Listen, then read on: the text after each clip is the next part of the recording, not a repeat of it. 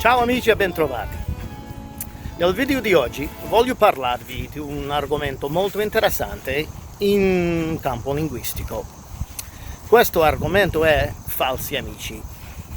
Allora, che cosa sono i falsi amici?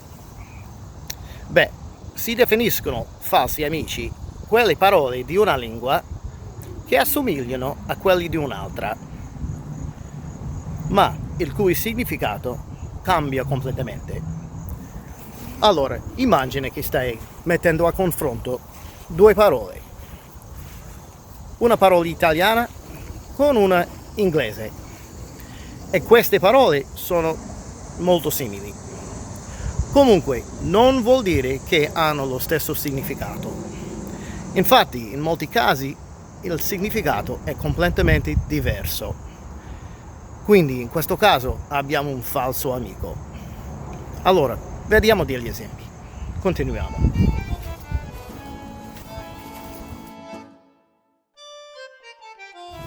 So hello guys and welcome back to my channel. So as I was just saying in Italian, let me clarify in English. In today's video, I would like to speak on a very interesting topic in the area of linguistics, referred to as false friends. So what are false friends? Well, we can say that a false friend is a word in one language that looks very similar to a word in another language, but whose meaning is completely different. So imagine for a second you are comparing two words, an Italian word with an English word. Now you take the meaning of the English word and you attribute that meaning to the Italian word. But then you shortly find out that you were wrong. In this case, we have what's referred to as a false friend, a word, in this case in English, that looks very much like the word in Italian, but they have completely different meanings. Let's take a look at some examples. Vediamo adesso degli esempi. Continuiamo. Allora, il primo falso amico di cui voglio parlare è il sostantivo argomento. Cosa vuol dire in inglese? Vediamo. So, first false friend in Italian is argumento. Now, what's the first English word that comes to mind when you hear the word argumento? So if you said argument, well, that's totally expected. However, that's not the case here. The Italian word argumento actually means subject or topic, such as when I opened up my video, I said, oggi voglio parlare di un argomento molto interessante, meaning I would like to speak on a very interesting topic or subject. So going from English to Italian, the word argument can be translated to the feminine noun una discussione. It sounds like the word discussion, but it actually means argument. Una discussione. For example, ho avuto una discussione con mia moglie, mio figlio, il mio amico, etc., etc. Or you can use the verb litigare. Litigare is to argue, or litigato con, etc., etc. Okay, let's continue. Allora, adesso vediamo il secondo falso amico, il sostantivo femminile educazione. Let's look at the second false friend, guys. The feminine noun educazione. Once again, I ask you this question. What is the first word that comes to mind when you hear the Italian word educazione? It looks like the word education, of course. But it doesn't mean education. The word educazione means manners or upbringing. So for example, if you are una persona molto educata, it doesn't mean you are a very well-educated person. It means you are a well-mannered person. Okay? Se tu sei una persona ben educata, you are a well-mannered person. If you are una persona mal-educata, you are an ill-mannered person, or basically a rude type of person. Okay? So if you're a polite man or a well-mannered man, un uomo educato, okay, Educato, again, is the past participle of the verb educare. So it has to match in gender. Un uomo educato. If you're a woman, se tu sei una donna ben educata, a well-mannered woman, again, educata is feminine in this case because it matches in gender with una donna educata. Now going back the other way, once again from English to Italian. In English we have the word education, which can be translated to the word istruzione, feminine noun, istruzione. It looks like instruction, but it actually means education. So once again, una persona ben istruita is a well-educated person. Un ragazzo ben istruito. Mio figlio, for example, mio figlio è molto istruito. My son is very educated. Mia figlia è ben istruita. My daughter is well educated. So once again, to summarize, educazione has to do with manners and upbringing, whereas the word education is translated to istruzione. Va bene? Continuiamo allora.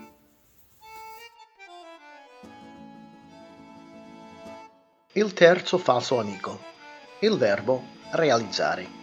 Now, the verb realizzare is often considered a false friend with English because it has multiple meanings. Now, realizzare can mean to realize. Like I woke up this morning and I realized I have a doctor's appointment. But actually, in Italian, it is not commonly used that way. That's a different verb. In that case, in Italian, we would say rendersi conto di, to realize. However, realizzare can be translated to the verb to make, to achieve, or to fulfill, as in to make your dream come true, to achieve one's potential, to fulfill your dreams. Per esempio, farò tutto il possibile per realizzare il mio sogno. I will do everything possible to make my dream come true, or to realize my dream.